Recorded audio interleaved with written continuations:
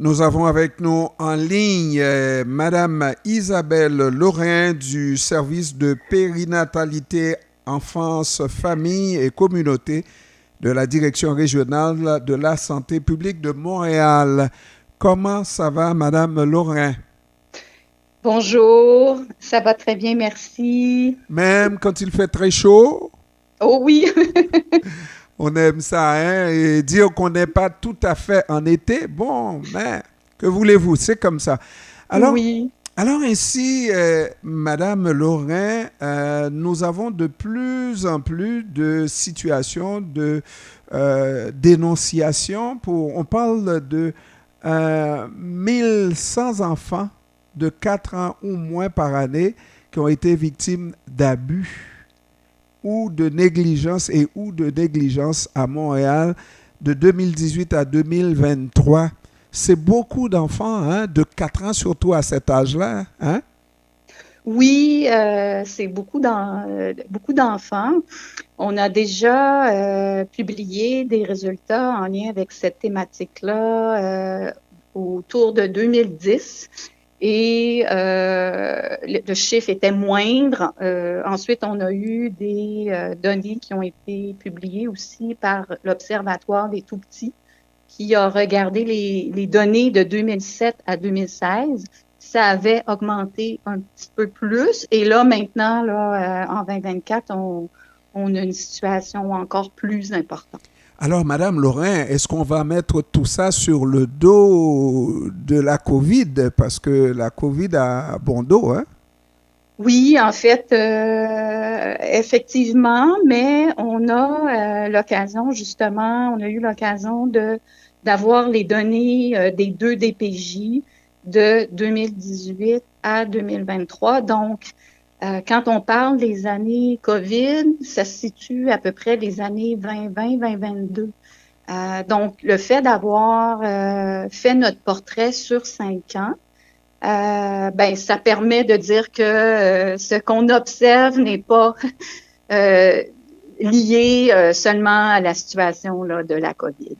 Et moi, depuis un certain temps, je traite des dossiers de violence conjugale et il y a, moi, pour utiliser votre expression, un portrait très clair à l'effet qu'il y a de plus en plus de violences conjugales dans la société montréalaise, québécoise. Oui, en effet. Et c'est ce que nos données montrent. Les motifs qui sont à la base des signalements pour les enfants où les faits sont fondés. Il y a à peu près pas loin de 40% des motifs qui sont liés à la violence conjugale. Et maintenant, pour protéger ces enfants-là, et de plus en plus, on a des situations comme ça, on l'a dit, on voit que c'est une tendance, et peut-être même plus qu'une tendance, c'est une réalité avec laquelle il faut composer. Qu'est-ce qu'on a, quel remède propose la direction régionale de santé ici à Montréal? Bien, en fait, comme vous dites, la situation au niveau de la violence conjugale, c'est en hausse. On remarque aussi qu'il y a des motifs liés au risque de négligence chez les enfants. Et ce que ça traduit, c'est que les parents de jeunes enfants vivent beaucoup de détresse et ont besoin de services spécialisés. Ils ont besoin d'être soutenus dans leur rôle parental, mais ils ont aussi besoin d'être soutenus comme adultes. On voit que ces parents-là ont des problèmes de santé mentale, la toxicomanie, comme je disais, la violence conjugale. Donc, ça prend vraiment des services qui s'occupent du parent dans son rôle et s'occupent des enfants, mais s'occupent aussi de l'adulte. Alors là, on pose un autre problème et j'ai l'impression que la problématique a toujours existé, problème de santé mentale, un problème de consommation. ça a toujours existé. Mais comment se fait-il que ce soit maintenant qu'on en vienne à comprendre que ça crée définitivement un problème qui peut retarder le développement, qui peut compromettre le développement et l'avenir de ces tout-petits? Mais c'est vrai que c'est des difficultés qui ont toujours été présentes, mais je dirais que depuis quelques années, on remarque qu'il y a une hausse depuis, en fait, après un peu des conséquences de la COVID. Et puis, on sait que les politiques jouent un rôle critique dans la prévention des abus et négligences.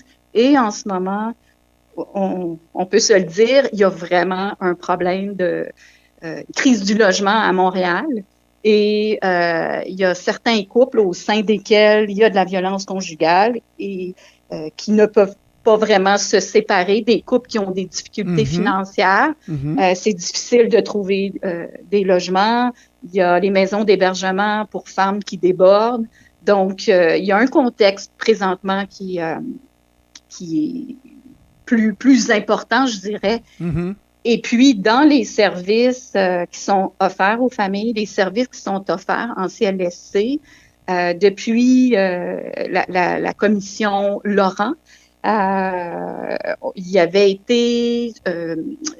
eu une recommandation que les parents devraient avoir une priorité sur les listes d'attente des CLSC, des parents qui ont des besoins de services spécialisés en santé mentale, par exemple. Ils devraient être priorisés dans les CLSC, mais il n'y a aucun mécanisme formel qui a été mis en place à ce niveau-là. Je dis pas que ça ne se fait pas. Il y a certains CLSC où les équipes travaillent ensemble et permettent ce qu'on appelle les corridors de service, mais ce n'est pas formalisé à l'heure actuelle. Ce que je vais dire là, ça va paraître bizarre, mais c'est une réalité, en tout cas c'est ma réalité. Des fois, il y a de ces vérités qu'il vaut mieux ne pas connaître, parce qu'à partir du moment où on connaît la vérité, il faut agir. Dites-moi, en lançant cette réalité-là, n'est-ce pas, qu'est-ce que la Direction régionale de la santé publique de Montréal peut proposer pour corriger cette situation? Mais en fait, à la santé publique, on a différents programmes, dont un programme qui s'appelle les services intégrés en périnatalité. Donc, c'est des visites à domicile chez les familles vulnérables. Et on a aussi des intervenants de proximité qui travaillent sur le terrain pour faciliter l'accessibilité aux services pour les familles du territoire et une meilleure visibilité de tous les programmes qui existent actuellement, parce que il y en a quand même beaucoup de programmes qui sont offerts aux familles, mais parfois ces familles-là ne les connaissent pas. Donc, il y a cette initiative-là. Il y a aussi maintenant, depuis 2022, l'avis de grossesse provinciale, c'est toute femme qui est enceinte peut déclarer la grossesse et il y a un service de référencement précoce vers différents services préventifs. On soutient aussi à la santé publique les ateliers Espace Parents. Donc, c'est des ateliers qui s'adressent aux familles d'immigration récente. Donc, c'est 9 ateliers qui soutiennent les parents pour mieux les outiller pour leur rôle, exercer leur rôle parental en contexte d'immigration, en fait, à leur arrivée ici au Québec. Et dans ces ateliers-là, parmi les 9, il y a un atelier qui concerne justement la DPJ et qui vise à informer les parents dans quelles circonstances la DPJ peut intervenir auprès d'une famille. Ça informe aussi sur les droits et responsabilités des parents en lien avec la DPJ et ça donne aussi, ça réfère vers des ressources de médiatrices médiatrice interculturelle qui travaille avec la DPJ. Oui, sauf que j'imagine que c'est relativement limité les interventions qu'on peut faire parce que si on va plus loin et qu'on on touche, parce que vous l'avez touché, la question de l'immigration, et quand vous avez des familles monoparentales qui font face à des difficultés, même pour envoyer leurs enfants à la garderie, et des familles, des femmes qui doivent travailler, qui n'ont pas droit, puisque c'est des demandeurs, des demandeuses d'asile, n'est-ce pas? Et là, on est quasiment face à un mur, puisque c'est du gouvernement du Québec dont il s'agit. Effectivement, c'est une question de politique publique. Puis c'est vrai que notre portrait présente en fait les disparités selon les territoires à Montréal. Et c'est vrai qu'on a des territoires où le taux d'incidence d'abus et de négligence est comme assez élevé. On pense à Montréal-Nord, Saint-Michel, Pointe-aux-Trembles. Donc, c'est des territoires où, effectivement, monoparentalité, sous-scolarisation, insuffisance de revenus sont élevés. Il y a des familles aussi qui ont arrivent avec des parcours migratoires difficiles qui les rendent vulnérables. Donc, c'est sûr que oui, dans ces quartiers-là qu'on a identifiés à l'aide de notre portrait, il y a beaucoup de travail à faire.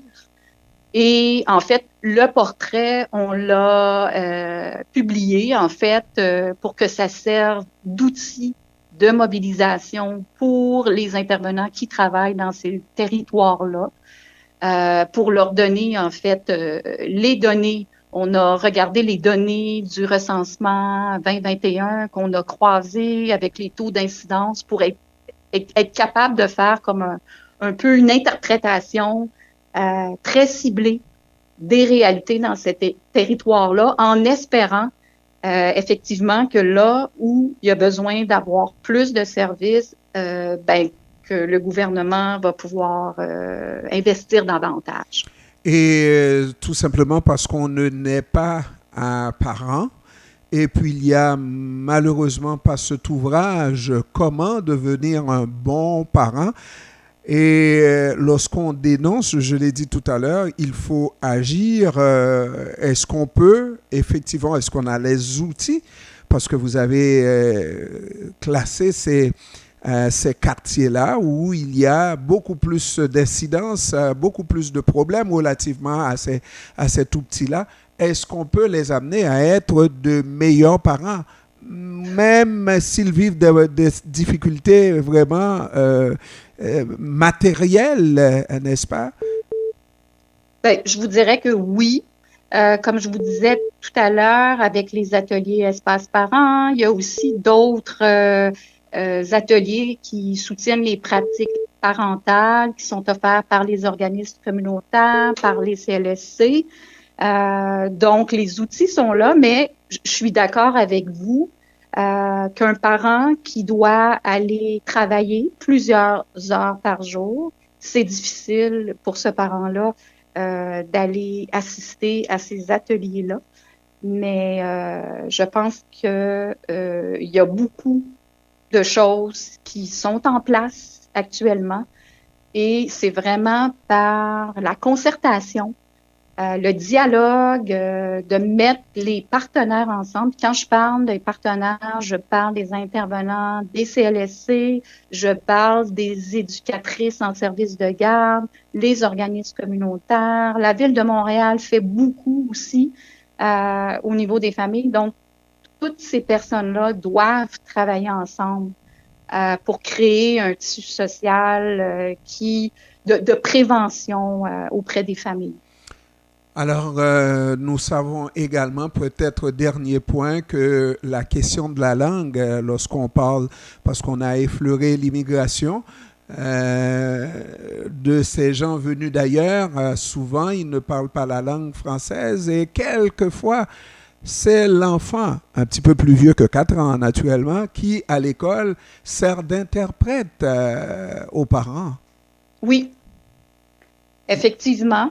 Puis, c'est sûr que c'est un défi au niveau de la langue, mais je dirais que depuis quelques années, de plus en plus, les outils qui sont développés pour soutenir les pratiques parentales sont traduits en plusieurs langues.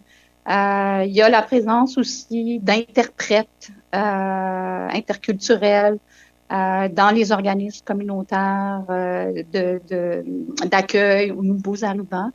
Je dirais que il faut mieux faire connaître ces ressources-là. Isabelle Laurin du service de périnatalité, enfance, famille et communauté de la Direction régionale de la santé publique de Montréal. Je vous remercie, Madame Laurin, d'avoir pris du temps de nous parler cet après-midi de ce sujet extrêmement important, en espérant que vous passiez de bonnes vacances et qu'immédiatement après les vacances, nous trouvions l'occasion de continuer la conversation. Merci beaucoup, Monsieur Pierre, et merci de m'avoir donné l'opportunité de parler de ce portrait-là. Le plaisir était pour nous, Madame Laurin. Merci, au revoir. OK, merci, au revoir. Au revoir.